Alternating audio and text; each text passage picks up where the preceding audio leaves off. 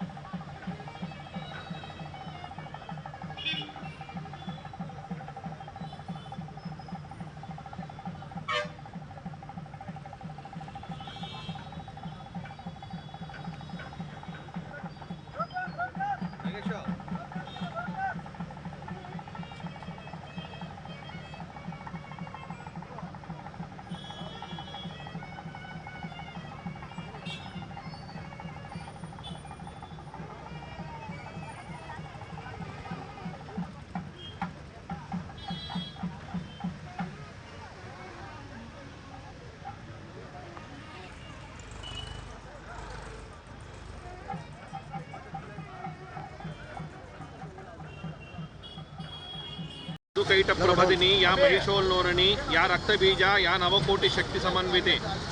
ಈ ಕೋಲಾರ ನಗರದ ಗ್ರಾಮ ದೇವತೆ ಹಾಗೂ ಪ್ರಸನ್ನ ಕಾಮಾಕ್ಷಂಬ ಶ್ರೀ ಸೋಮನಾಥೇಶ್ವರ ಸ್ವಾಮಿ ದೇವಾಲಯದಲ್ಲಿ ಸುಮಾರು ವರ್ಷಗಳಿಂದ ಈ ದ್ವಾರದ ಬಾಗಿಲು ಎಷ್ಟೋ ವರ್ಷಗಳಿಂದ ಆಗಬೇಕಾಗಿತ್ತು.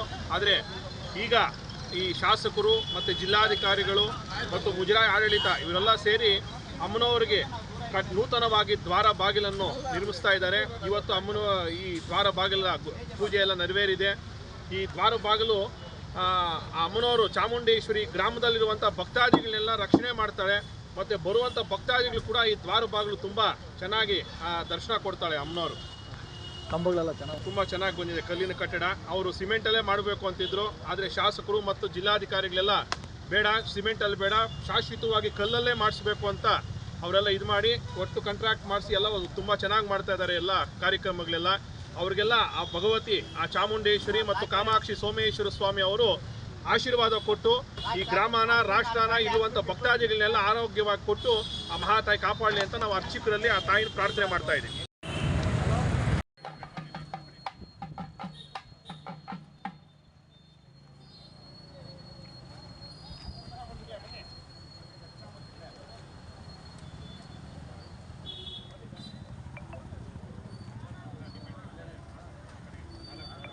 ಒಳ್ಳೆ ಫೋಟೋ ತೆಗಿ. ಆಮೇಲೆ ಸನ್ಮಾನ